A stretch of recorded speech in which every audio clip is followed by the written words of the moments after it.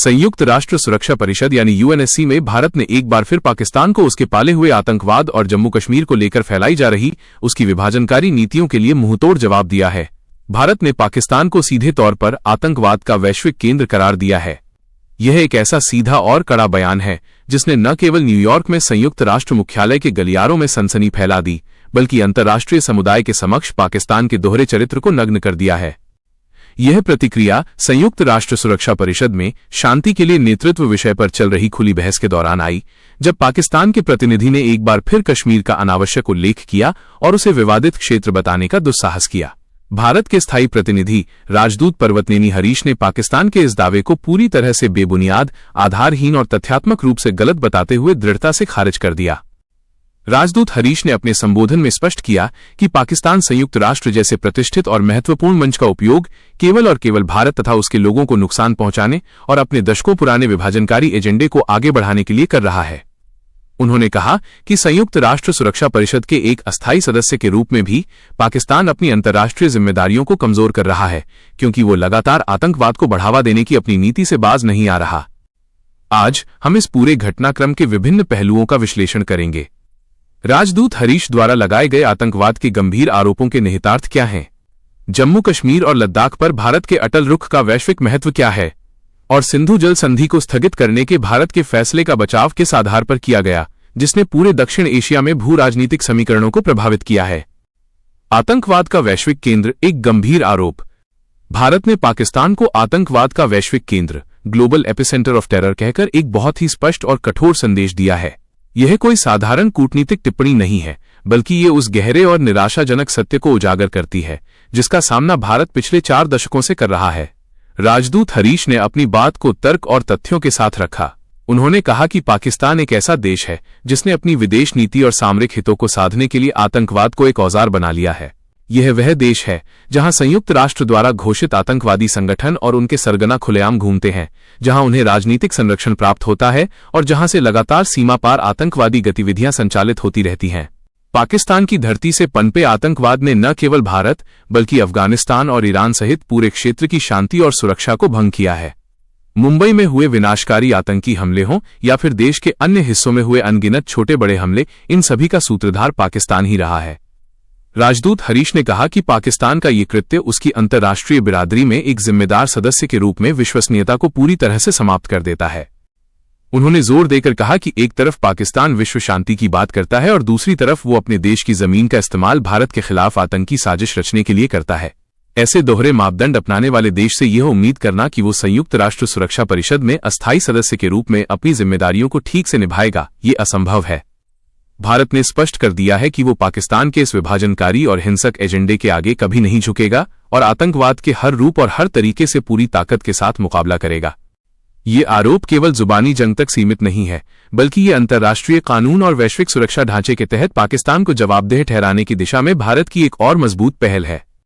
भारत चाहता है कि वैश्विक समुदाय पाकिस्तान पर दबाव बनाए ताकि वो अपनी धरती से संचालित होने वाले आतंकी समूहों पर स्थायी और अपरिवर्तनीय कार्रवाई करे। जम्मू कश्मीर और लद्दाख, भारत का अविभाज्य अंग।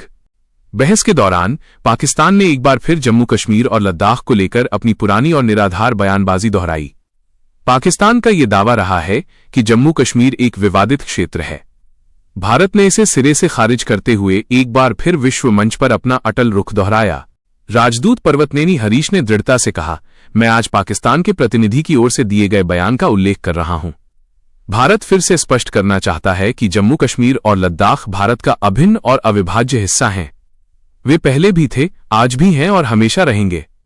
यह बयान भारत की संप्रभुता और क्षेत्रीय अखंडता पर किसी भी प्रकार के सवाल को खड़ा करने की हर कोशिश का निर्णायक उत्तर है। भारत ने अंतर्राष्ट्रीय समुदाय को साफ संदेश दिया है कि पाकिस्तान का ये अनावश्यक जिक्र केवल भारत के आंतरिक मामलों में दखल देने और शांति को भंग करने का एक और विफल प्रयास है। जम्मू कश्मीर और लद्दाख भारत के आंतरिक प्रशासनिक क्षेत्र हैं और इस संबंध में कोई भी चर्चा या बदलाव केवल और केवल भारत की संप्रभुता के दायरे में आता है। पिछले कुछ वर्षों में भारत ने जम्मू कश्मीर में विकास, लोकतंत्र और सुशासन को बढ़ावा देने के लिए कई महत्वपूर्ण कदम उठाए हैं। इसके बावजूद पाकिस्तान अपने विभाजनकारी एजेंडे को छोड़ने को तैयार नहीं है।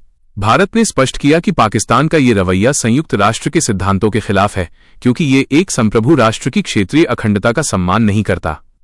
भारत ने जोर देकर कहा कि पाकिस्तान को अगर किसी बात पर ध्यान देना चाहिए तो वो पाकिस्तान अधिकृत कश्मीर पीओके में मानवाधिकारों के घोर उल्लंघन और उस क्षेत्र की जनता की दयनीय स्थिति पर होना चाहिए।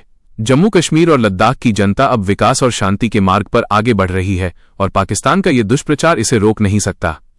सिंधु जल संधि को स्थगित करने का कठोर बचाव। संयुक्त राष्ट्र में भारत के स्थायी प्रतिनिधि राजदूत हरीश ने आतंकवाद को निरंतर समर्थन देने के पाकिस्तान के इतिहास का जिक्र करते हुए सिंधु जल संधि इंडस वाटर ट्रीटी -IWT को स्थगित करने के भारत के फैसले का भी मजबूती से बचाव किया। यह इस बहस का एक और महत्वपूर्ण और संवेदनशील पहलू था, क्योंकि सिंधु जल संधि 1960 में भारत और पाकिस्तान के बीच हुई एक ऐतिहासिक जल साझाकरण संधि है। राजदूत हरीश ने कहा कि भारत ने 65 साल पहले ये संधि अच्छे इरादों और मित्रता की भावना से की थी। ये इस क्षेत्र में सहयोग और सद्भावना का एक प्रतीक बनने वाली थी, लेकिन पाकिस्तान ने इस भावना का बार बार उल्लंघन किया। उन्होंने 3 युद्धों, जिनमें 1965, 1971 और 1999 के युद्ध शामिल हैं, और हजारों आतंकी हमलों का हवाला दिया, जिन्होंने इस संधि के मूल आधार को पूरी तरह से तोड़ दिया। इस संदर्भ में राजदूत हरीश ने अप्रैल 2025 में हुए पहलगाम आतंकी हमले का विशेष उल्लेख किया। ये हमला पाकिस्तान समर्थित आतंकवादियों द्वारा किया गया था, जिसमें 26 निर्दोष लोगों की निर्मम हत्या कर दी गई थी। सबसे विभत्स बात यह थी कि इन लोगों को मारने से पहले आतंकियों ने उनकी धार्मिक पहचान के बारे में पूछा था। ये घटना साफ तौर पर दिखाती है कि आतंकवाद को पाकिस्तान का निरंतर समर्थन मिल रहा है और ये धार्मिक कट्टरता और नफरत से प्रेरित है। उन्होंने कड़े शब्दों में कहा कि एक तरफ आप भारत के साथ शांति और सहयोग की बात करते हैं और दूसरी तरफ आप निर्दोष नागरिकों की हत्या के लिए आतंकी भेजते हैं। क्या इसी को आप मित्रता और सद्भावना कहते हैं? भारत ने यह स्पष्ट कर दिया है कि अब वो इस दोहरे खेल को बर्दाश्त नहीं करेगा। राजदूत हरीश ने घोषणा की कि भारत ने फैसला किया है कि सिंधु जल संधि को तब तक स्थगित रखा जाएगा जब तक आतंकवाद का यह वैश्विक केंद्र पाकिस्तान सीमा पार आतंकवाद और सभी प्रकार के आतंकवाद को समर्थन देना पूरी तरह से और स्थायी रूप से बंद नहीं कर देता। यह एक रणनीतिक कदम है जो पाकिस्तान को स्पष्ट संकेत देता है कि आतंकवाद और कूटनीति एक साथ नहीं चल सकते।